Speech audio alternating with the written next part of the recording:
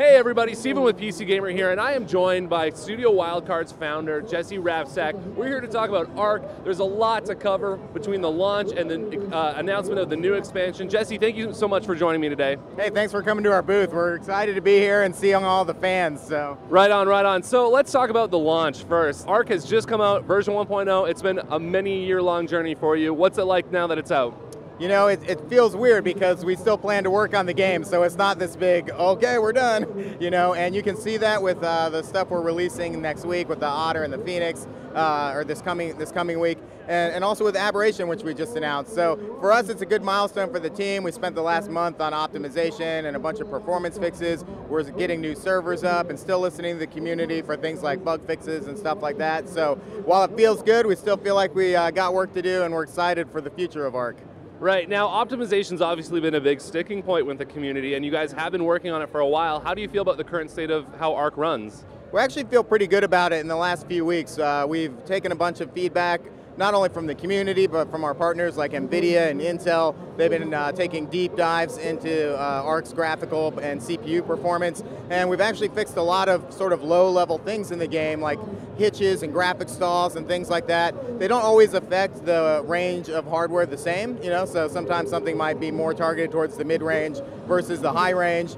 We got our SLI profile kind of back and working optimally for NVIDIA. So we're feeling pretty good about it. There's always more work to do in a game where players can build thousands of things on screen at once, and for us it's always a push-pull of like, how much do we limit players to help with inevitable performance versus how much do we just try to, like, you know, get down into the deep dark systems and do a bunch of work to do the impossible, really. And I think it's a mix.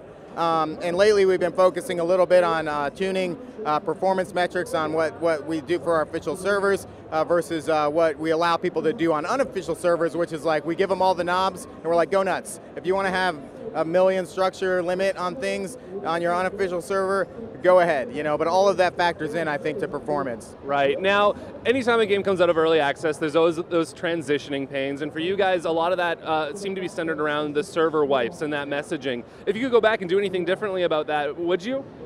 You know, I think as far as the server wipes go, we've tried, I don't know that we would do anything differently. Maybe in the messaging, we would try to understand very clearly like what it would mean when we get to launch. We're limited in terms of like how many servers we can spin up because it's physical hardware, and we go with more boutique service providers so we can get higher performance servers. You know, while it's easy to say, oh, we could go to like Azure or AWS and flick on a bunch of servers, that's not always the most best performing servers for us. So we do get kind of limited and constrained. So when we got to launch, we knew we needed to spin up a bunch of new servers for the new stuff we had done in the game. And we kind of found ourselves in a catch-22 where we didn't have enough hardware. And so we took another look at the population densities on our servers. And you know, it always pains us when we have to like say, all right, we need to make a decision that some people in the community aren't going to be happy with.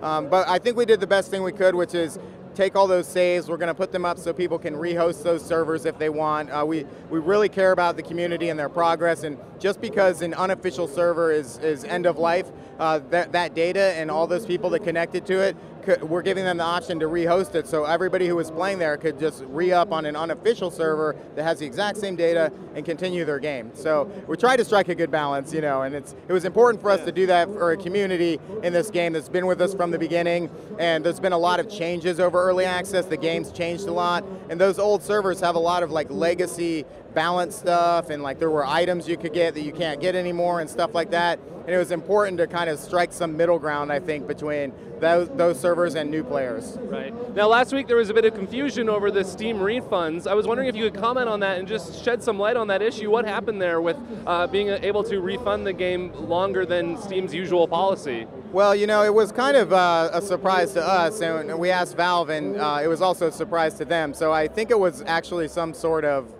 quirk in their system. Right. You know, we had some issues related to the launch with the game not showing up in the right place in the store because, as some people know, we have Survival of the Fittest as a free product now attached to Ark. So we released Ark, but Survival of the Fittest was still marked as not released. So there was some weird metadata stuff that was making Ark not show up as a new release. And actually, it was something related to that, I think, that caused the whole refunds thing. Valve found some patch or something and fixed it very quickly. So that's all we really know about it, but it sounded like they got it resolved, and it's not their policy for when early access games go to release to reset refunds or anything like that. So as far as everybody is concerned, it was a bug, and unfortunately it got really popular real quick because, of course, Ark's kind of a big game coming out of early access, and it was a little bit of a but. Yeah, that must have been frustrating for you guys. It's your big day, it's your launch, and to have something like that kind of take a bit of the wind out of the sails, I can imagine? A little bit, but Valve really worked with us to make sure that we got any of those issues solved, and we were doing some promotions on Steam so people knew that the game was available. So we really kind of got through that pretty quickly, and they helped us get back on track for launch. And then, of course, we had so many other amazing news things to announce this week that we were like, come on, let's just get past this whole bug with the refunds. It's totally irrelevant. Right on. Now, another big part of the launch of Ark was the announcement of the Seasons Pass DLC. You guys have had somewhat of a complicated history with DLC and the community's reception of it. How's the reception been for the Season Pass so far? As far as we can tell, the Season Pass reception has been really great, especially because of Aberration's announcement. I think people see between Scorched Earth and Aberration what an expansion pack means for Ark. It's huge. New content, new creatures, new game mechanics, a lot of new sort of push and pull on how you survive in different environments. The Season Pass is highly rated on Steam. I didn't even know you could rate a Season Pass.